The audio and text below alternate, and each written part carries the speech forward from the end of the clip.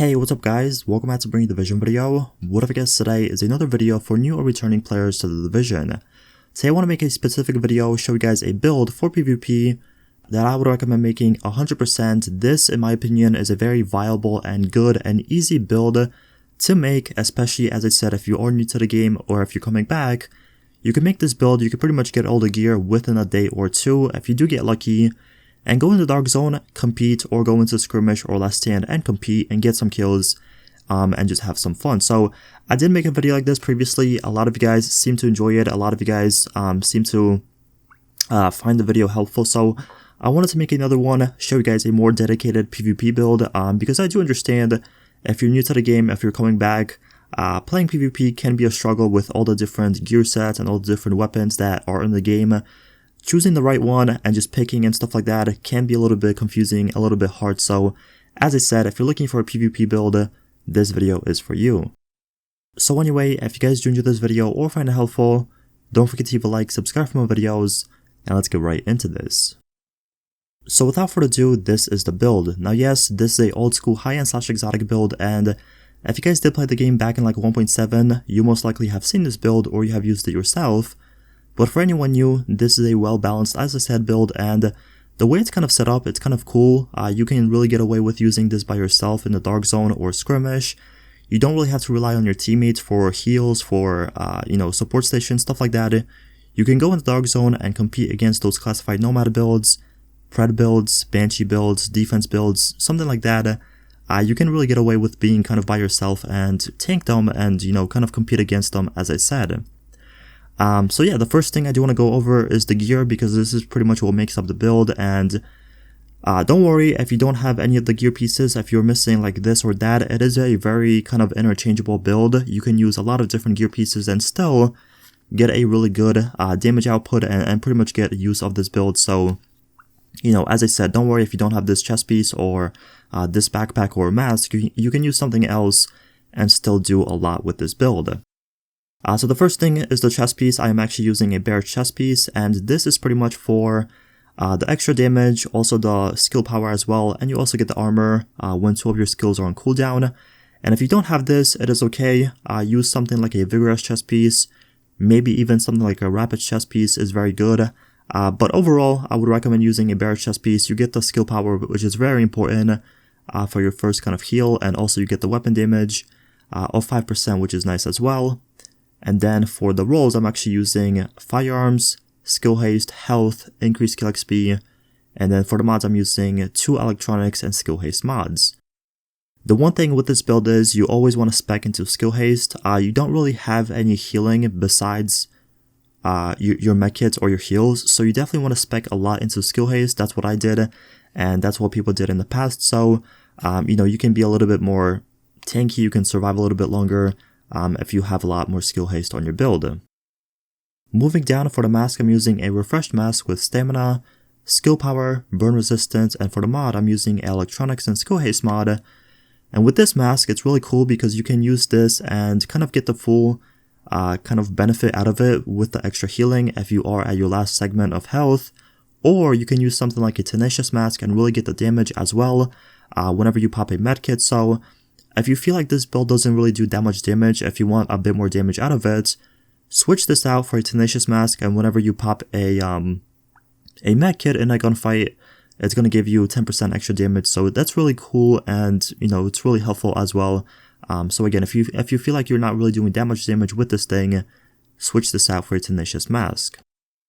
Next up for my knee pads, I'm using classified Banshee knee pads, and the reason I'm using a classified piece is because I do want the higher main stat rolls of 1401 and not 1272. So that's pretty much the only reason, honestly. And then also rerolling twice on one gear piece is very helpful. You can get the, god roll kind of gear piece that you want. For example, on the knee pads, I do have health, disarm resistance, disrupt resistance, and shock resistance. And that's pretty cool. It's really good to have the higher firearms as well. With the short bow knee pads, yes, they are good, but I do understand not everyone has them. The fuse time grenade is reduced, but again, I do understand that everyone has them, and then again, you're missing the firearms as well, a little bit of firearms. So, if you have the shortbow knee pads, if you want to use them, if you like using them, then go ahead and use them. But for my build, I am using one classified piece for the knee pads. Also for the mods, I'm using the normal electronics and skill haste mod, but I'm also using a 6% first aid self heal mod, and this pretty much is for the better healing and to take a little bit more advantage of my self heal. Up next, I'm using a specialized backpack with stamina, health, bleed resistance, and then for the mods, I'm using the normal electronics and skill haste mod once again, and then 2 first aid self heal mods, again for the better healing from my first aid. Moving down, we have the Skull MC gloves, and this is something I would recommend going for first if you are planning on making this build. I don't want to say this gear piece is hard to get, but it is sometimes annoying if your RNG isn't really on the same page as you want it to be. So if you are planning on making this build, if you want to make this for PvP, definitely start grinding some resistance or legendary missions or dark zone landmarks, underground, something like that. To pretty much get these gloves, because again, for this build, you could pretty much interchange any other gear piece except these gloves. You have to use these gloves for the damage, and for this build to pretty much work, you have to use these gloves. So what I'm using on mine are stamina, SMG, skill haste, and critical hit damage, and besides that, they're pretty simple, pretty much the usual things you want on your gloves. So the only thing different is the skill haste, but besides that, it's pretty simple. And obviously, if you are using this build with a AR, don't use SMG damage, use AR damage, and that's that. Last but not least, I'm using a Classified Tactician holster once again for the higher main stat rolls, and this pretty much is a maxed out holster. As you guys can see, I do have skill haste on it as well, and then for the mod, I'm obviously using a 6% first aid self heal mod for the better healing. So yeah, that's pretty much the build. That is pretty much all the gear pieces you will need. Again, if you don't have the chest piece, if you don't have the mask or the knee pads or the holster, something like that, you can use something else and, use this build and find success with it. The only thing you 100% need on this build are the gloves, and, without the gloves, you can't really make this build. So definitely go for that and definitely try to get that first.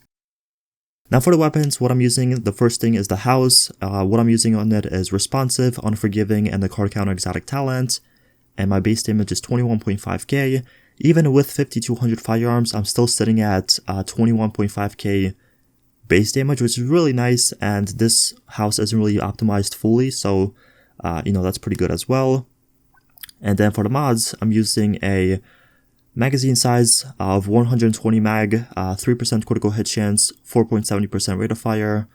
Then I'm using a scope with critical hit damage, critical hit chance, headshot damage, a lot of end break with critical hit damage, critical hit chance, the usual. And then for the grip, again, we have critical hit damage. That's pretty much what you want and what you need for PvP. For my secondary, I'm using a lightweight M4 with 18.4k base damage with destructive, unforgiving, and predatory. And this is pretty much for my kind of backup if I want to clear some landmarks, or if I want to kill some NPCs. If I want to get a bit more health with predatory, I could just, switch to this, get some kills, and take full advantage of it. And for my weapon mods, I'm using the same thing pretty much. I'm using critical hit chance, critical hit damage, magazine size, critical hit damage again on the scope, suppressor with critical hit damage, critical hit chance, and then critical hit damage again on the small grip. So yeah, that's pretty much the build. That is pretty much everything. I guess the final thing I do want to show you guys are the character stats and also the abilities. So for the character stats, I'm sitting at 21.5k base damage, 32% critical hit chance with my house, 98% critical hit damage. Then we are sitting at 341,000 max health, which is pretty good, especially for the dark zone.